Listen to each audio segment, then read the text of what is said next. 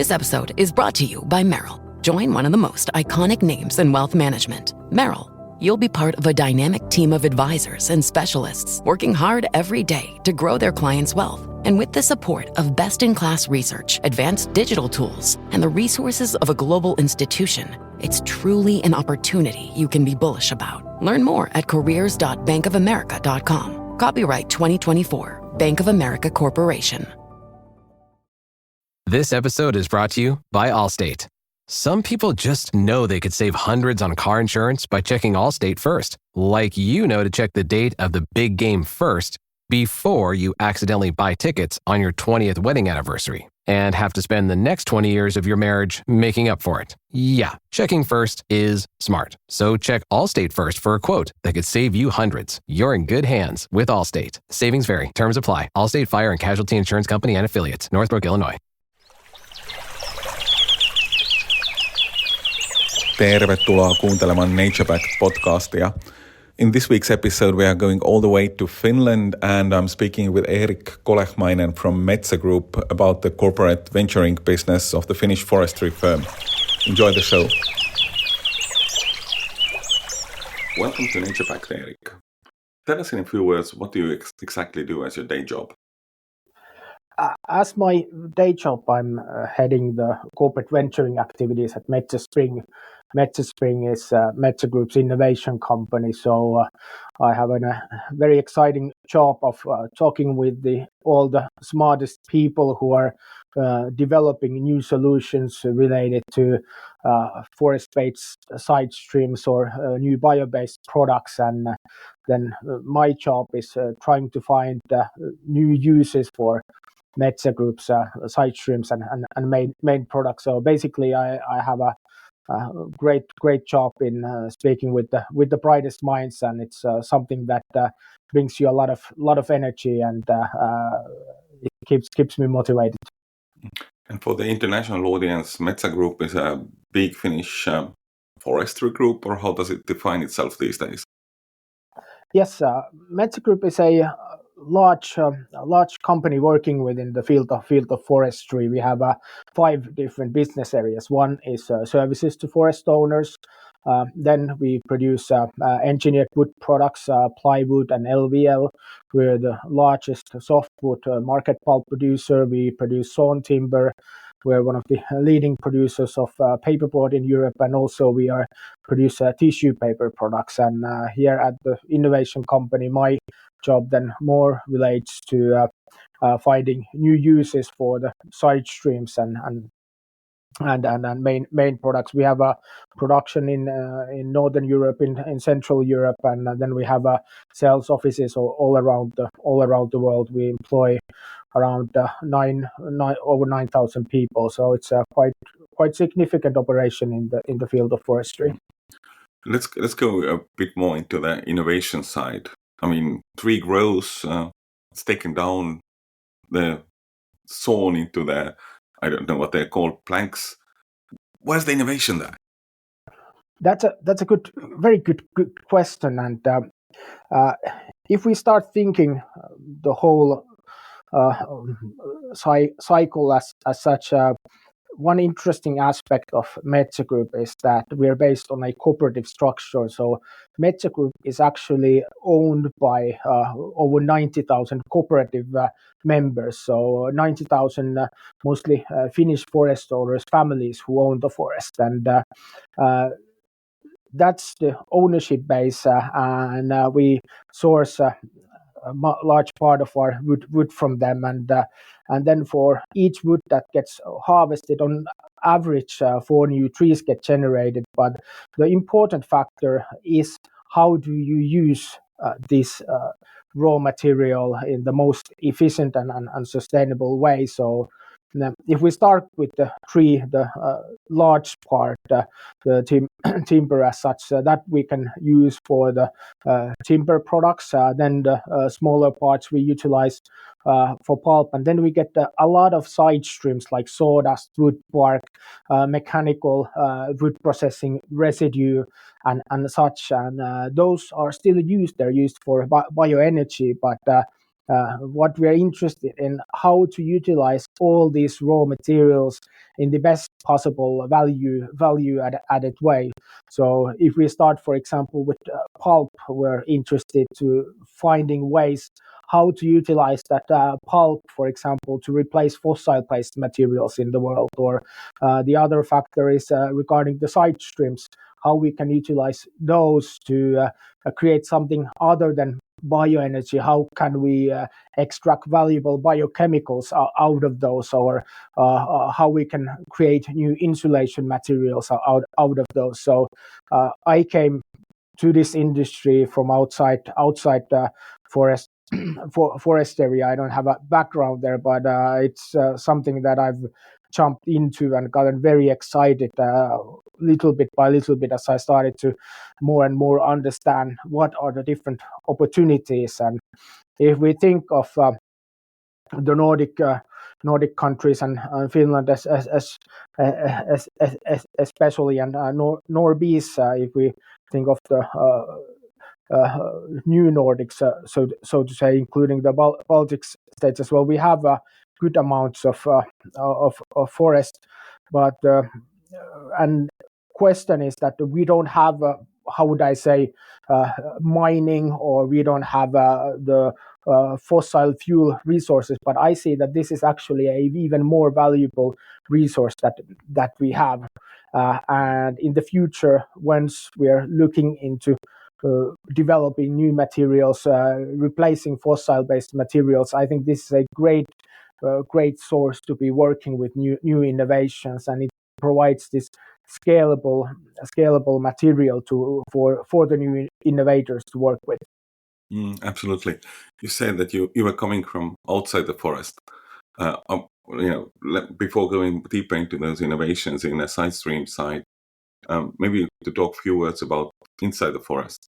You said that the Metsä Group shareholders and owners are actually the forestry collectives and the people who actually own the forests.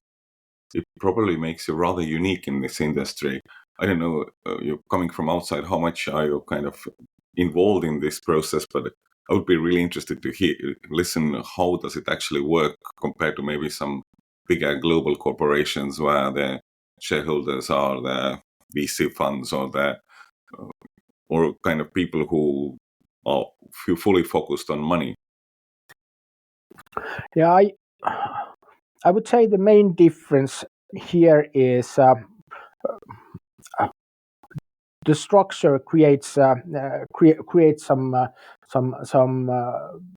how would I say, some long-term views for developing the business. If we think of a listed company as such, you're more focused on the quartile economics. And if we think of companies like Metsä Group, there is a strong focus on making profitable business, but there's also view for making profitable business over time. So if we think of the investments that Metsä Group has done, we have in the last few years we have made significant investments in new industrial infrastructure, building bio plants and such. So it's I think it shows in the long-term planning how we carry out the business. And also if we think of the innovation activity in this regard, our view is to create an ecosystem around the Metsä Group. So for example, we have these bioproduct mills that produce the pulp, but they produce other chemicals, but then in addition we get all these side streams. So the idea is that we are creating an ecosystem around where there are a lot of companies working together with Metsä Group. Metsä Group is not a company just by itself, but it works together with other companies, and those companies can develop alongside Metsä Group. And at Metsä Spring, our job is to help them scale. So what we focus on is looking to invest in new technologies that need to be typically scaled through production. So you need to build a pilot plant a small plant. Typically, we talk about single million euro investments where you need to show that the technology scales from the lab, all the processes work, you get the initial market traction. Then you can go towards a demonstration plan where you have continuous operations. Sometimes these are already commercial plants, and then you expand to the industrial scale.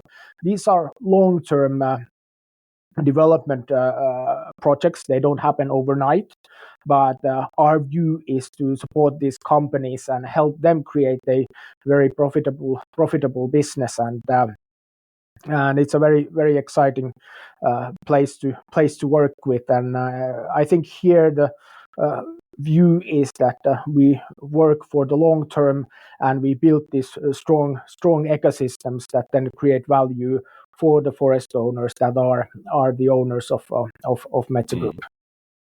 The perspective difference is often quite stunning. That the tree grows at best. I don't know, hundreds of years. I just saw in the Natural History Museum a few weeks ago in London, there was a cut of the tree which was 1,300 years old when it was cut down. And then on the other hand, you have the quartal economy where you need to prove your EPS for the June month going up. And I mean, it's just somehow really difficult to understand the match between those two worlds. Yes, there are some particularities there, and I think I've worked for listed companies before, and I'm working now at Metsä Group, and I think there's how would I say this long-term commitment for growing the business and making profitable business, and I think if we look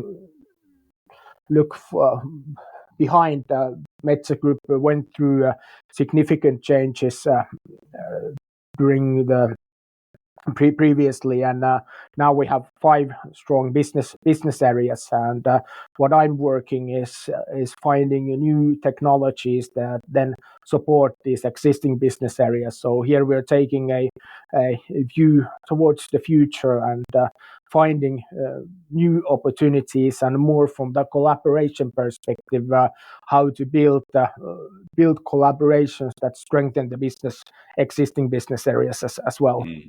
Exactly. Let's talk a little bit more about maybe some of your recent projects. I mean, you kind of painted the bigger picture, how it works, the side streams and setting up the trial plants and so on. Any recent examples where you have invested and the companies have started to grow? Yes. Well, I could sort of give a bit of a division to the activities of Metsä Group in Metsä Spring, in sense that we have both internal projects and external projects. Regarding the internal projects, there's 3 themes that we're working on. One is making textile fiber out of paper grade pulp. Another one is that we're producing fiber-based packaging products that replace fossil plastic. And as a third thing, we are now looking into capturing CO2 and developing new opportunities based on that. If we're thinking out of these projects, the most advanced one is the Muoto, which relates to the fiber-based packaging. And there are currently plans going regarding setting up a commercial plant. No decisions have been made yet, but the project is advancing very well. The other projects are ongoing as well, so there's constant development going on. And regarding the external investments, we typically go in quite early. So when there's an idea in the lab scale and the solution has been proven in the lab, and then we go in with other investors, and we help the companies through financing as well as the expert know-how of Metsä Group's engineers and production personnel and other people to set up the pilot plant and the next stage demonstration plant. Regarding the external investments, we have now 2 companies that have already built pilot plants. One is called Innermost.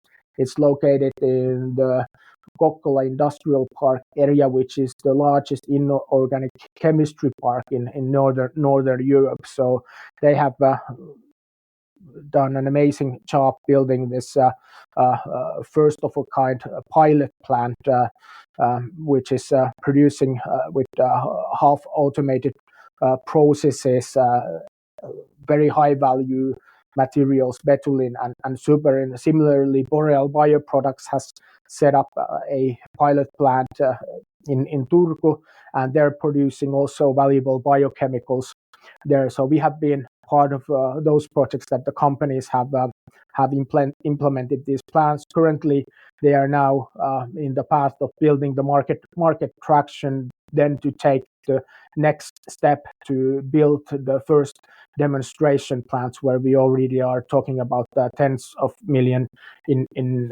investments. So those are a couple of examples regarding the side stream cases. Then we have one case that is currently working in the southern part of Finland, working with the mechanical wood processing residues, and they're basically producing a material to replace mineral wools. Very interesting technology. They have already previously built a pilot plant, and now they are building a demonstration plant. One of our early investments, Vudio, they have already moved to the point that they're building their first commercial plant in Lahti. And then we have invested in a couple of early stage companies that are working with pulp, and they are now moving towards to the pilot scene. Most recently, one of the most recent investments was in a company called Adsorbi, which is very interesting. It's a spin-out company from Chalmers University in Gothenburg, and they are developing and producing, how would I say, adsorbent material that replaces activated carbon. And already from the first lab scale small production, they have gotten their first commercial products to the market. So it's how would I say, two focus once you're working with these companies. One is that you need to be able to scale the production, and the second one is you need to build the market traction, and you need to, how would I say, be successful in both of these. And one of the challenges once you're working with this type of solutions and technologies is to get sufficient scale up potential, and their Metsä Group can help with the feedstock. And also we have our own demonstration projects, those internal startups that I previously mentioned. So we have some know-how there that we can share what not to do, and then also what to do. So we're happy to then give some advice when it's needed, and share experiences.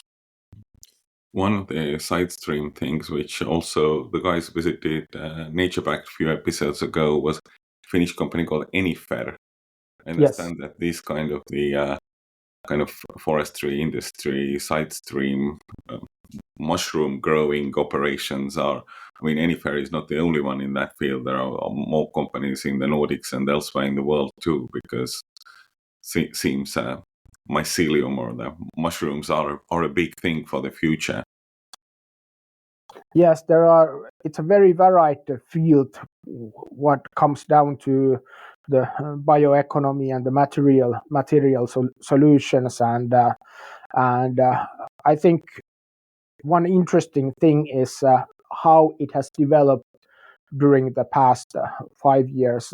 It's been a little bit over 5 years that I joined Metsä Spring, and at that point, the interest in new material technologies was not as strong as it is now. We have a lot of new green tech investors that have emerged in the markets, and more corporate investment arms are also interested in this field. So I think the focus on these new green technologies has not only drawn the large industrial companies, but also the generalist investors into this field. And then we are seeing more and more specific investors that are focusing on material related issues as well. Mm. Tell us in a few words, you were telling about how your corporate venture arm kind of, what's the logic, how you work with innovation projects inside and outside. How do the external projects come to your radar? Is it the classical, startup pitching to the VC fund logic, or is it different in the kind of CVC world? To a large extent, the companies that we have invested in, the ones that we are currently engaged with, to a large extent, they have come through our network. So we talk with various different players within different industries. That with the industrial VC arms, we talk with the early stage investors. We have connections to angels. We talk with university accelerators, and we try to sort of keep our radar around. We do active scouting as well. We are in different events, but I think one of the best sources are the networks. When somebody sees something interesting related to wood or forestry, then oftentimes we get a hint. Have you looked into this? And as we have a very narrow focus, we can then give our 5 cents on the idea if someone else is looking into it, and then we can look into it as a co-investor. Our objective is not to take over these companies and acquire this. It's not the primary goal. The focus is more to create an ecosystem where we provide the raw material, we provide expertise, and then we help these companies to scale. But I think the network is an important part. But of course, we get a lot of inbound deal flow all around the world, and we go through it constantly.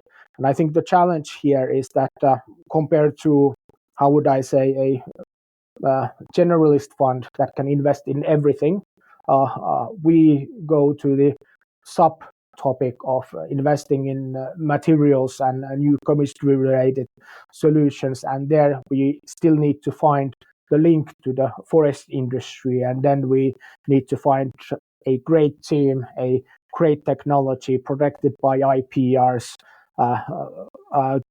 initial market traction, and the typical tick box things that we can go forward. So we have to go through a lot of cases to find the ones that are suitable for us in the end. Compared to some generalist VC funds, your focus is like this targeted, right? Yes, it's quite how would I say, tight, but that's why also we are not making so many investments. So we are quite selective with our decision making, but we greatly value the generalist funds, because if we think how they operate, they have a large amount of cases, especially the established ones. They have pattern recognition, and even though the industries might differ, there are still the general challenges that the companies face. So the companies that have invested, the funds that have invested in other fields, they have often seen similar type of challenges. So then they can bring their experiences and views on how to build the winning team, and how to work with the product market fit, and these kind of aspects. So I think it's a matter of creating the right consortium, the right team, how to work together to help bring these new technologies to fruition. So all about, I think in every part. Usually, it's the success of a project. It's a matter of getting the bright minds together and creating a good team. And the first thing is to get the team right in the startup, but then also the supporting team around. So we're working with funds and other investors and see the value that they bring in. That's looking ahead a little bit, this kind of beautiful crystal ball. We are recording this episode in early November, so of course the whole Finnish startup community will be for 1 week slushed, so to say, in mid-November. But what are your big, milestones or challenges looking ahead beyond slush? I would say into the next 6 months or 12 months. I think the 6 months, 12 months, it's quite a bit of business as usual. We're working with our current portfolio companies.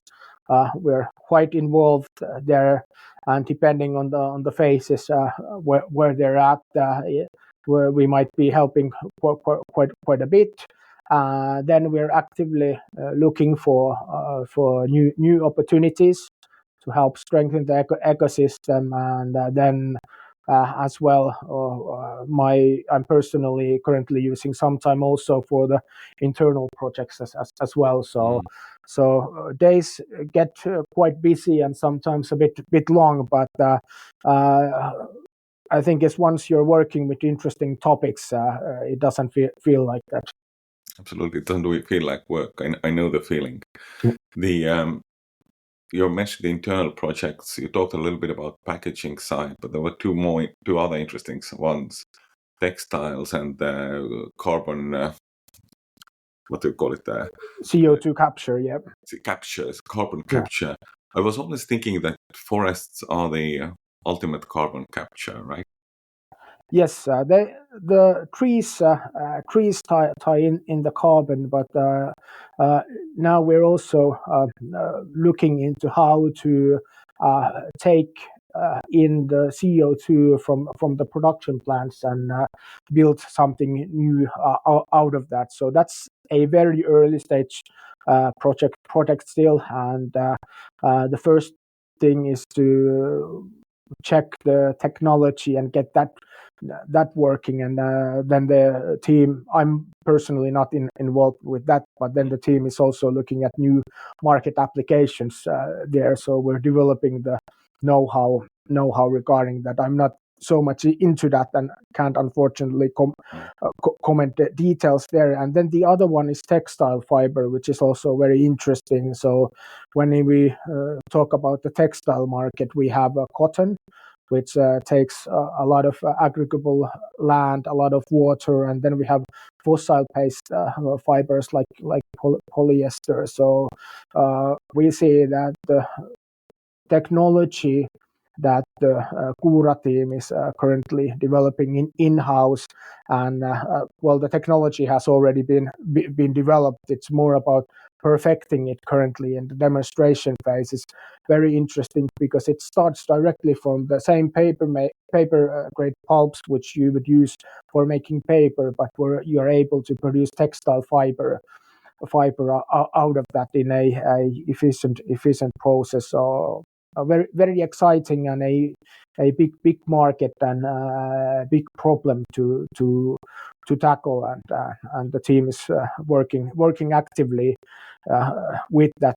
There's a over 40 million euro demonstration plant currently in operation in Äänekoski in the center part of Finland, and Muoto is collaborating with a large Japanese trading house called Itochu, which is an expert in the textile market.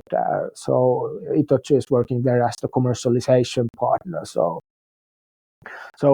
very interesting project as well. Looking at the problem of the textile waste, I mean, it's a massive problem to solve. So, fingers crossed you guys can make it happen, because world needs less textile waste. Yes, it's these are big challenges, but also interesting opportunities. And I think always when there's a challenge that needs to be solved, or problem needs to be solved, it creates oftentimes it creates a interesting business opportunity as well. Absolutely. Good. Thanks for joining us, Erik, today for this episode of Nature Backed, and good luck on your mission, because there's so much to do. Thank you, Tarmo, for the opportunity to talk with you. Appreciate it, and all the best. And I've been enjoying listening to the Nature Back episode, so we'll continue doing that. Thank you. Bye-bye. Thank you. Bye-bye. If you like the show, subscribe and leave a good rating on the podcast platform of your choice. It would mean a world to us.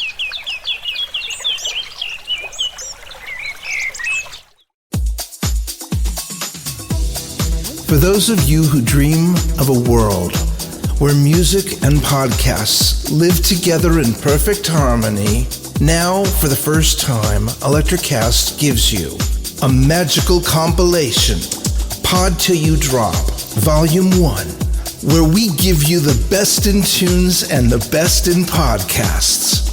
Feast your ears and hear the culture. Available now wherever you listen to music.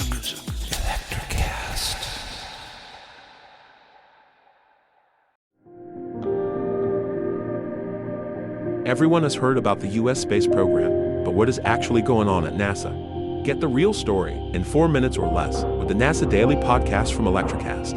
Join astronauts and researchers as they conduct groundbreaking experiments, work on the International Space Station, and reach for the stars. NASA Daily, your cosmic update. Electricast.